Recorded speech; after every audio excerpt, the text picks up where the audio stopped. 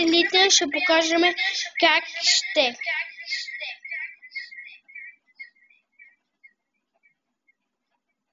Да, ще правим реклама на PlayStation 5.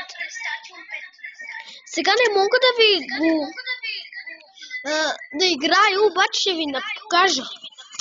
Колко е готин. Вземете си го от Viva-Con, от Zora. От Zora на 1 юни е замален. Исках да кажа намален. Може от дядо Коледа да го вземете. Сега ще ви покажа.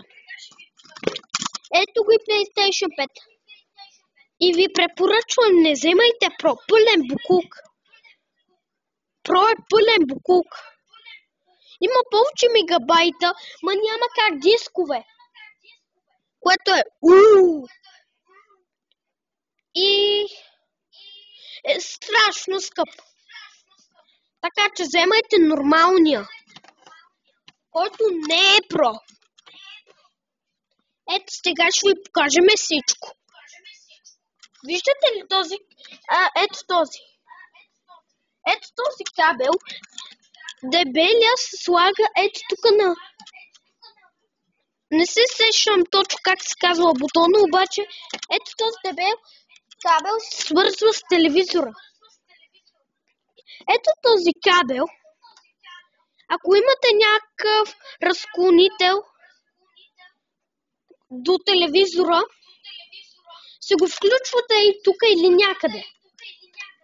И той ще светне в сиво. Другото, което е, преди всичко, ако искате, има един кабел, който е за джойстик. Той е малко по-специален. Ма не ви препоръчвам да го ползвате за телефон. Говоря да не ползвате кабела за телефон на джойстик. Защото няма да стане първото, което е. Второто, което е, може да развалите си PlayStation. Който той е кабел, се включва и сега. Ето, тук. Ето, вижте. Тук се включва. Обаче, той е безмислен. Ще го изгубя. Слагаме си го в гардероба. Утре майка ти, брати, каквото да има, ще го пипа. Затова вземаме най-доброто. Може да го намерите в Техномаркет.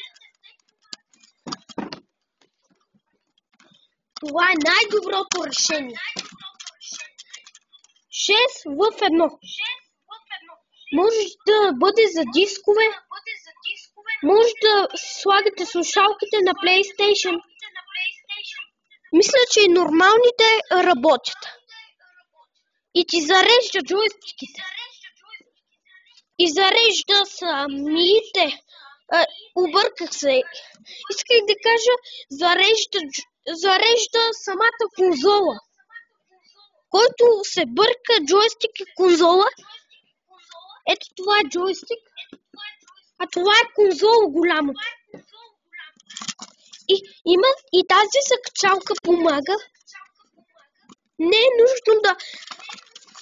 Този кабел, който по-рано ви показах, ето този. Да си го включвате в някой разклонител. Пак може и това. 70 левено е 6 в 1. Обаче не казвам, че искам да го купувате. Казвам, майките ви решават. Или ако сте над 18 вие. Ето вижте.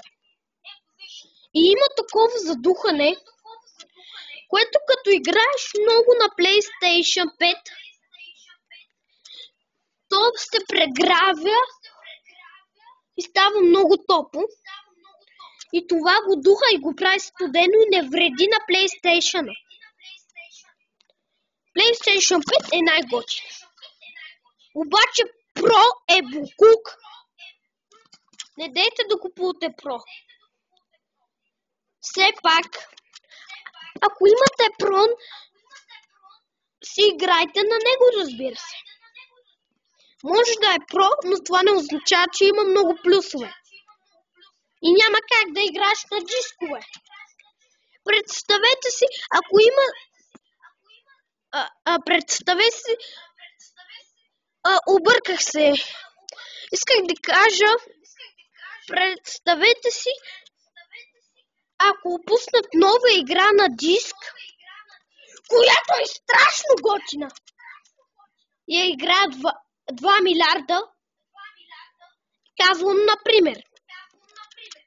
И нямате как за диск. Какво ще правите? Ако е само на диск. Ще сте съжалявали за това на нормалния PlayStation 5. И това беше моята реклама. И майките ви решават. Или ако сте над 18 вие. Но ви препоръчвам нормалния PlayStation. Ако имате про, не ме съдете. Айде, чао! Приятно изкарване! Благодаря, че ме гледахте. Рекламата. Исках да кажа благодаря, че гледахте рекламата на PlayStation 5. Чао! Поздрави на тези, които ме гледаха.